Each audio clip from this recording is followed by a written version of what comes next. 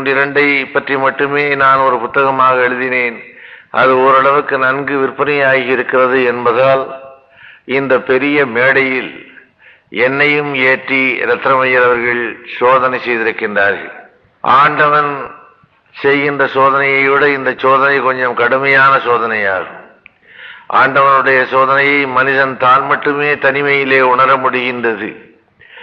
ஆனால் இத்தகைய சோதனைகளை நேரடியாகவே சந்திக்க வேண்டியிருக்கின்றது. அதிலேயும் இன்றைக்கு வேறு வகையான நிகழ்ச்சிகள் பலவும் இருக்கின்ற நேரத்தில் அந்த நிகழ்ச்சிகளிலேயும் நான் கலந்து கொள்ளுகின்ற சூழ்நிலையில் இந்த மேடையிலே நான் பேச வந்திருக்கின்றேன்.